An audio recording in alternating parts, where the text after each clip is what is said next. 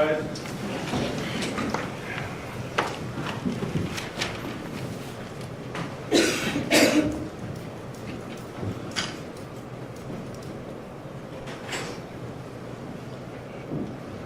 Please be seated.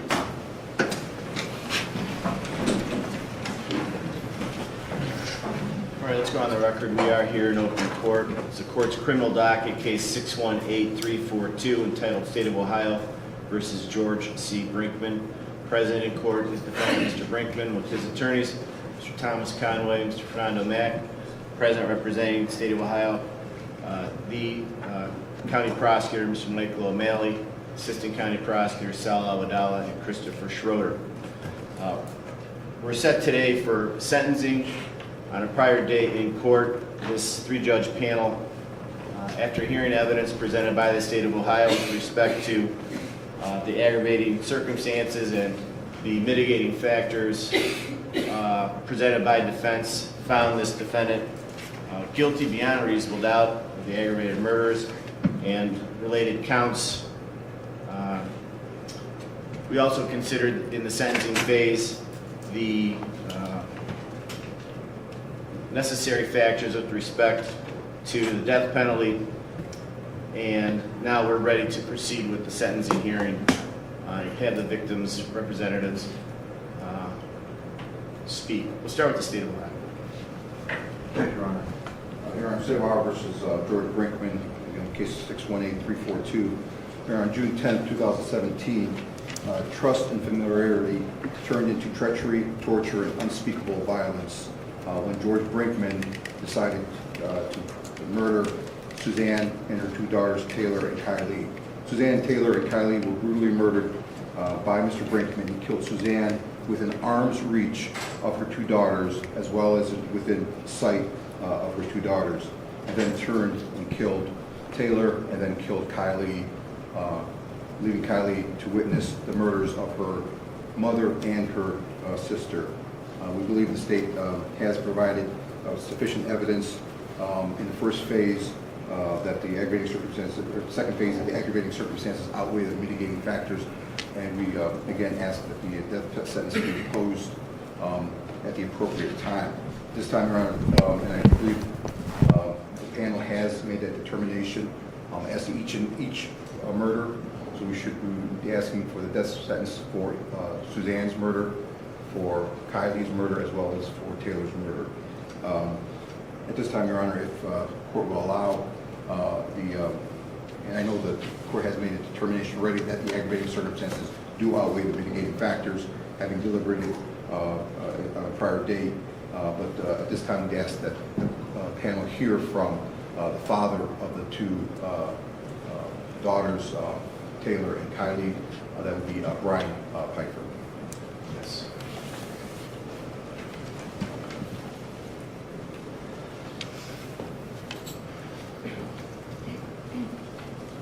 Morning, sir. Please state your name for the record. Brian Pfeiffer, P-I-F-E-R.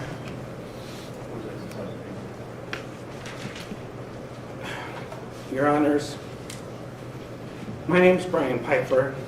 I am, and forever will be, Taylor and Kylie's dad. For nearly a year and a half now, I've been attending all of these pretrial hearings, reading all of the motions filed by the defendant, each arguing that he has specific rights. He has a right to representation. He has a right to postpone the trial so his attorneys can be adequately prepared. He has a right to hire an expert witness to argue some form of mitigation. He has a right to not have anyone talk to him while he's in prison in case he says anything he shouldn't say. We even had to hear how he needed a haircut. But today I'm asking you, honorable judges, to be the voices for the rights taken by Mr. George Brinkman Jr. The right of Taylor to finish her last year at Kent State University. The right of Taylor to graduate, to get a job in the fashion industry that she was so passionate about. to get her first apartment, her first car, her first house. Taylor's right to get married, to have children, to celebrate the holidays. Her right to play another game of softball and sing in the car and go to concerts. Kylie's right to become a forensic scientist that she always wanted to be, to finish her education at BGSU, and to get her master's that she had planned on. Her right to go see theater again and see Phantom of the Opera, that was her favorite. To go shopping in Soho again. To get the New York City apartment that she always wanted. The right to make her artwork and send it to me in stages, asking for my feedback.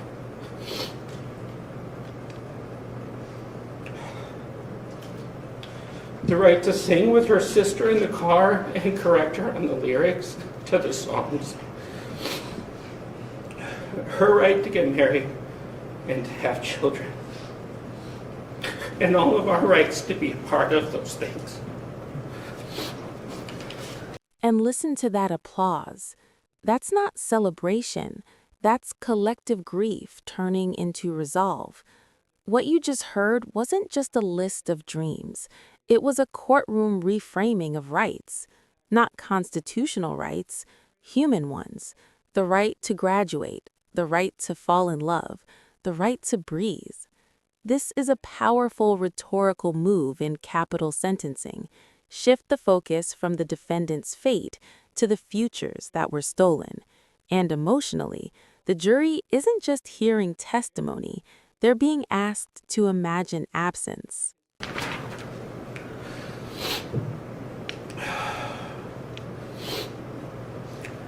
The rhetoric used by the defense in the entire second half of these proceedings was meant to diminish the impact of the crimes, referring to them as a situation, an event, an incident. That is not accepting responsibility for what you've done. The reality is that George Brinkman Jr. took from all three of them the very right to breathe when he carried out his plan last June. When he brutally murdered Taylor, Kylie, and Suzanne, when he bound them, murdering them one by one, he didn't show any mercy. Yet, he has the audacity to ask this court, you, for mercy on him. They didn't deserve this. That's why today I'm asking you to be the three voices for the three lost. I'm asking you to remember all the testimony that you've heard and all the rights Mr. Brinkman ripped from them, from all of us. In his unsworn statement to the court, he acknowledged that he deserved to be sentenced to death. The simple Here it comes, the prosecution distilling weeks of testimony into one morally loaded question. Notice how the framing shifts. This is no longer just about legal standards, like aggravating factors outweigh mitigating factors. This is existential. Would the world be better without him? That's a heavy, dangerous, and incredibly persuasive question in a death penalty case. It pulls jurors out of statutes and into philosophy. question before this panel, at least in my simple mind, is this. Would the world be a better place without George Brinkman Jr. in it? I believe, as does the whole family, that the resounding answer to that is yes. Thank you. Thank you, Your Honor. Your Honor, at this time, Your Honor, Suzanne Taylor's mother, Ms. Marsha Taylor, would like to address the panel. Go ahead. Yes. And she's going to be brought up to the podium, and Ms. Kennedy from our office, from our victim advocate, will be reading the statement. Thank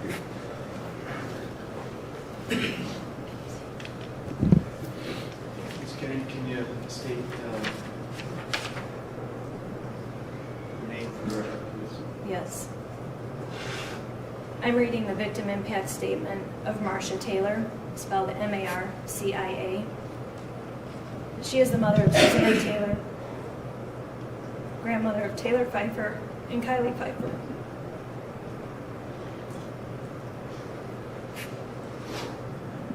Suzanne was a 45-year-old hardworking single mother. Taylor, 21, was a junior at Kent State, and Kylie was only 18 years old and a freshman at Bowling Green State University. All three women were involved in softball and coaching, and they had many, many friends and people who loved them. The defendant took my family away from me and tore my heart out. The manner in which they were killed was extremely violent.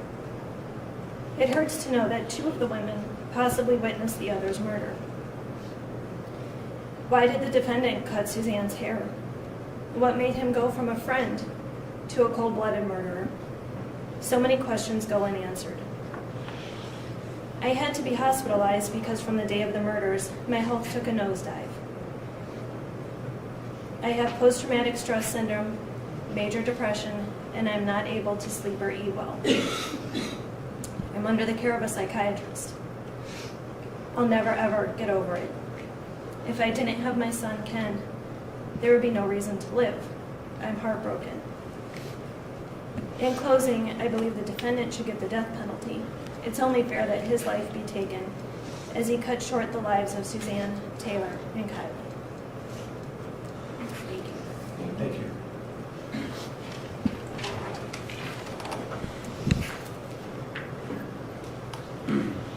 Thank you, Your Honor. At this point, the state would just like to highlight and that the events of June 10th, 11th, going to the 12th, would have been much worse had it not been for the actions and the involvement of, and the reason we're here today with this result, I believe, the result of the hard work of the North Royalton Police Department, specifically Detective Skozin and Sergeant Rubicki, as well as the assistance and really an interagency cooperation here, the assistance of the FBI, Special Agents Andy Earl and Kerry McCaffrey really dug in that first 24, 48 hours to get us to where we're at here.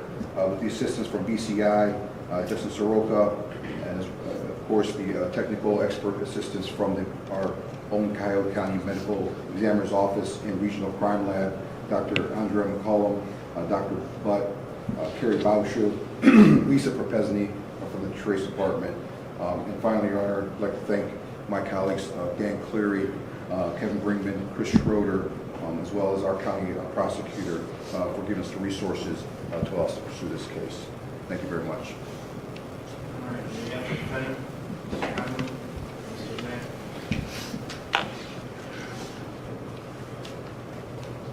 Please support.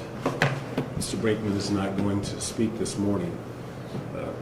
And with all due respect, we're asking the court to reconsider your sentence and impose a sentence of life without the possibility of parole. For all the reasons previously stated during our closing arguments and mitigation phase, we still believe that the aggravating circumstances do not outweigh the mitigating factors presented to this court. We just wanted to highlight, we ask that you consider his acceptance of responsibility early on in this case. And throughout all stages of the case, he always demonstrated the willingness to enter a plea of guilty without the possibility of parole. And the fact that he did enter a plea of guilty and did not drag the family through a trial should weigh heavily before this court. His genuine remorse articulated through the interviews, letters, and his unsworn statement. We ask the court to consider his lack of violent history, his limited criminal history. We also ask you to consider the abusive relationship at the hands of his father that was testified by our witnesses. And we ask the court to consider the severe depression stemming from the loss of his mother and his brother. And I went through the state's sentencing memorandum. I know that it was argued that that's a weak factor, but we beg to differ. It's a factor that should be weighed heavily. People take their own lives every day in this country based on severe depression. and it can influence behavior. But again, there's no excuse for Mr. Brinkman's behavior, and it's not to be looked upon as an excuse. We also asked the court to consider what he was going through physically, the appearance that was conveyed by witnesses of his lost weight, his diabetes, and how when he didn't take his medication that can impact his state of mind and his behavior. And based on his history and his characteristics, we know that his behavior demonstrated, as long as it was on this day, was aberrant based on his history and his characteristics. And we are respectfully asking the court to consider what Mr. Aiken had to say in terms of whether or not he poses a risk a future risk to inmates and staff where he knows he's going to have to be for a long time. We are respectfully asking the court to impose a sentence of life without the possibility of parole. We also ask the court to, on the underlying offenses, to run those offenses concurrent with one another based on the purposes and principles of sentencing. Consecutive sentences are unwarranted and unreasonable under these circumstances, especially if the court still chooses to impose a sentence of death, 3 separate death verdicts. And that's respectfully our request. Thank you. Mr. Brinkman, is there anything you'd like to tell the court? No, sir. Anything further from the state? No, Your Honor, thank you very much. There is an agreement between the parties with respect to allied offenses, is that correct? There is, Your Honor. We agree with what's articulated in the sentencing memorandum. So count 1, aggravated murder, the victim being Suzanne Taylor, and count 2, aggravated murder, are allied and merged, is that correct, Mr. Schroeder? Yes, Your Honor. The state elects We will have to proceed to sentencing on count 1. And with respect to count 3 and count 4, aggravated murder, with respect to the victim Taylor Lynn Pfeiffer, Those will both merge as well, Your Honor, and we will like to proceed on count 3. and counts 5 and 6, aggravated murder, with respect to the victim Kylie Elizabeth Pfeiffer. Those 2 counts will merge as well, Your Honors, and we will like to proceed on count 5. Any other issues of allied offenses? No, Your Honor.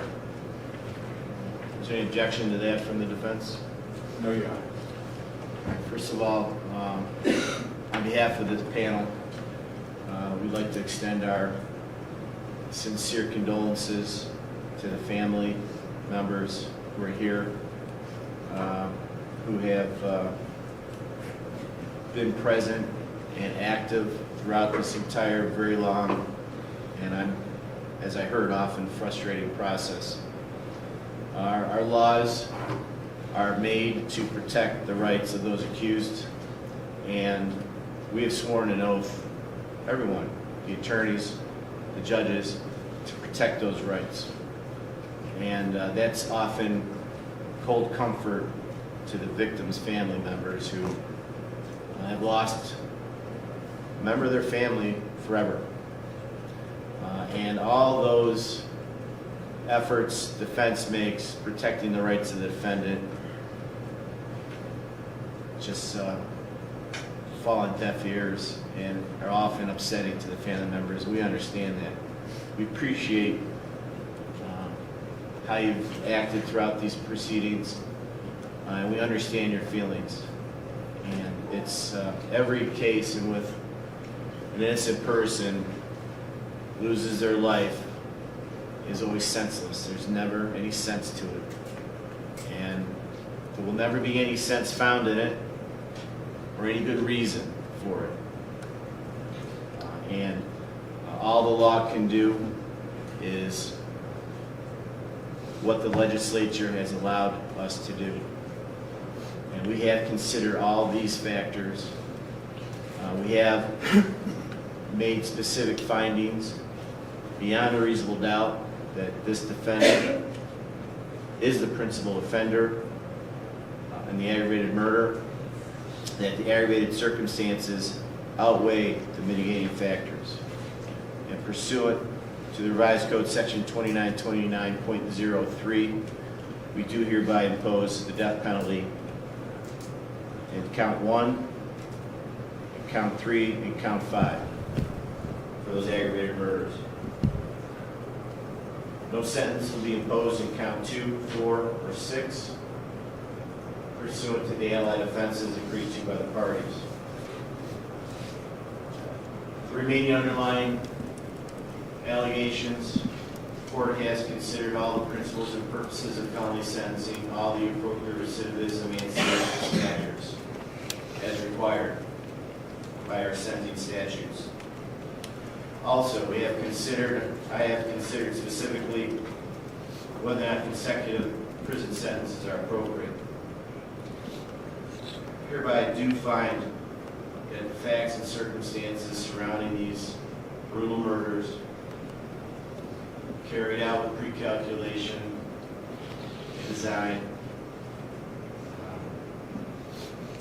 and the underlying offenses that are part and parcel of this plan require consecutive sentences. It is necessary to protect our community and to punish this defendant. Consecutive sentences are not disproportionate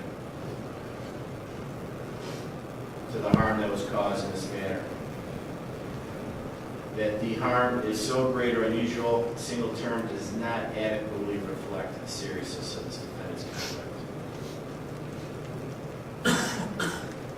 So the court's going to impose the following sentences. In count 7, aggravated burglary, it's a felony of the first degree, 11 years in a correctional institution. In count 8,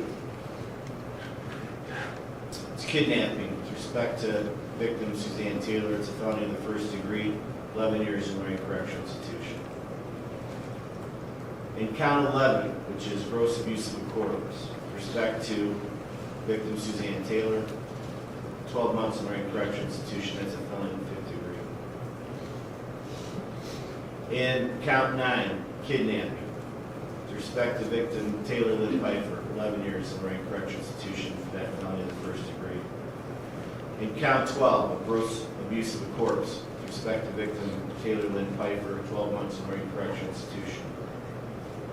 In count 10, kidnapping. With respect to victim Kylie Elizabeth Pfeiffer, felony of the first degree, 11 years in a correctional institution. In count 13, gross abuse of a corpse. With respect to victim Kylie Elizabeth Pfeiffer, 12 months in a correctional institution. Sentence will run consecutive to each other. Count 7, consecutive to 8, 9, 10, 11, 12, and 13. 47 years in Lorraine Correctional Institution.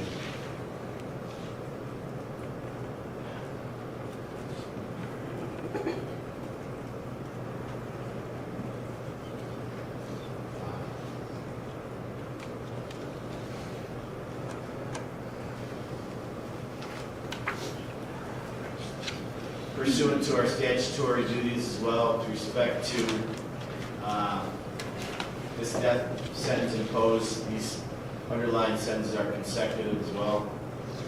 Post-release control also must be addressed on the underlying counts. Post-release control is a mandatory period of 5 years for the felonies in the first degree. If you are ever released, you will be supervised for 5 years. It's mandatory. On post-release control, you must follow the rules of the parole authority. If you are ever supervised on post-release control, if you fail to follow the parole authority's rules, they have the power to send you back to prison for a total up to 50% of this original sentence. Any violation of the parole authority's rules could result in a residential sanction, which could include a new prison term up to 9 months. Those rules on post-release control will require you to report to a parole officer. If you ever fail to report, the parole authority may punish you by sending you back to prison. You also could be indicted on a separate felony called escape, which means that judge assigned to that new indictment can also punish you with time in prison, even if the parole authority also punishes you with a prison term. That's also true of any felony you might commit on post-release control. The parole authority can punish you for that felony, and the court assigns the new indictment can also punish you. If you are convicted of a felony when you're on post-release control, the sentencing judge will have an option to impose a consecutive prison term for the amount of time remaining on post-release control, or 12 months, whichever is greater. You do have a right appeal as of right with respect to these matters. We have previously found the defendant indigent. Would you like us to appoint appellate counsel as well? Our specific findings will be journalized in a written opinion and filed with the clerk. The entire record will be transmitted to the clerk of courts and preserved for appeal. Since the defense asking for jail time credit, is that an issue? Calculated the days? We have not, sir. So we would.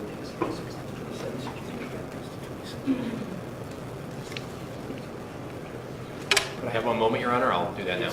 We're also imposing court costs, responsible for court costs, this matter, you need as part of the community work service therefore as well. Court will assign an attorney to provide a transcript at the state's expense for the appeal.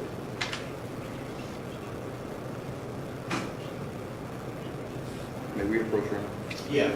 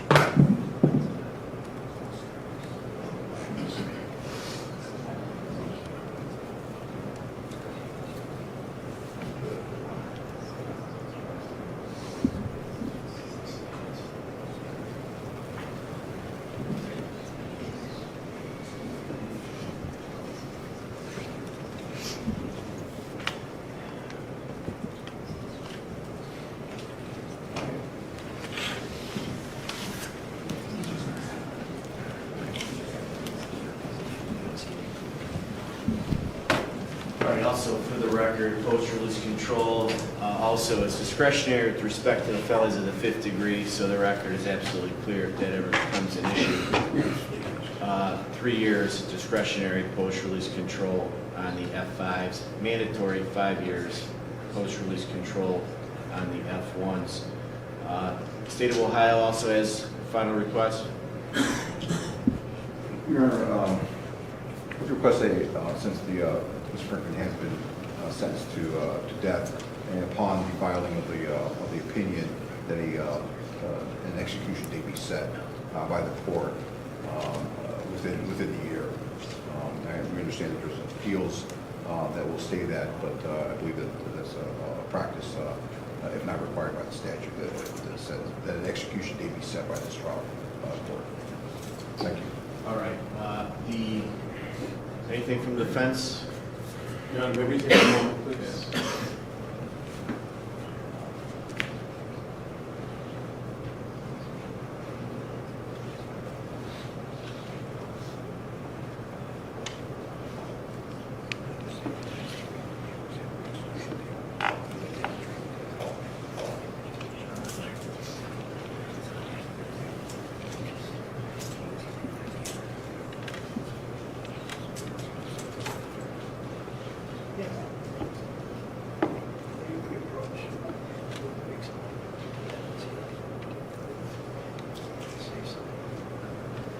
Your Honor, may we approach? Yes.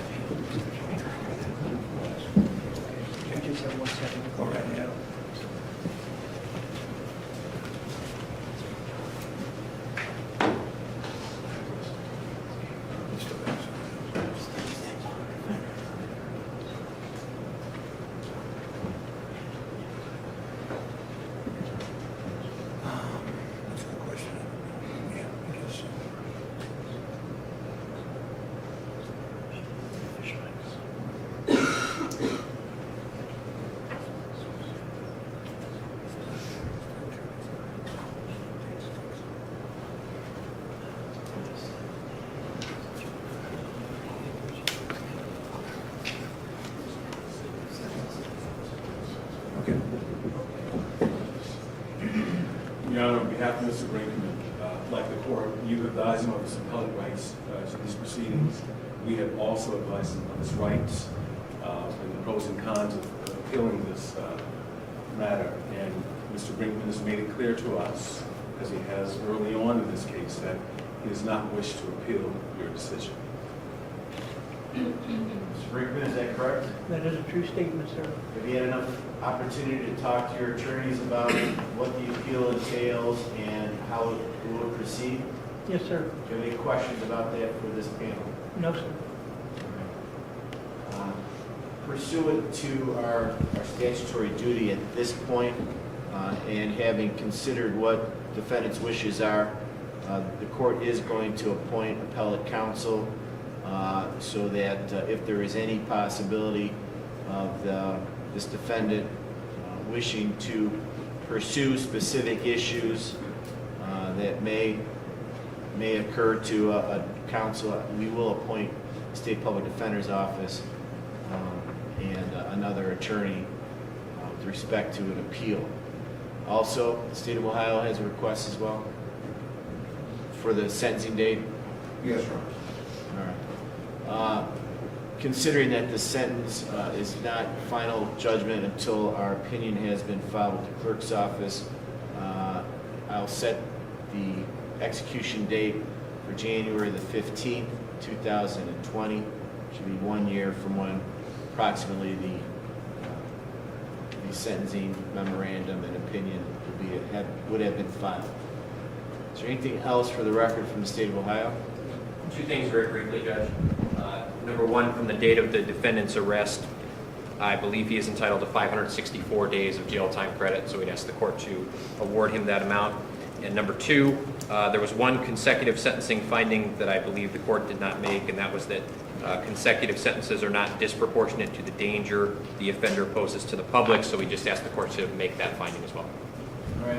If I didn't say that, I thought I did indicate that, that the consecutive sentences aren't just proportionate to what happened, it's also not just proportionate to the danger he does pose. That's correct. I appreciate that. Incorporating all the facts that this panel has heard. The court will grant 564 days jail time credit pursuant to law. Is there anything else for the record from the state? No, Your Honor. From defense? No, Your Honor. All right, defense, you may. All right.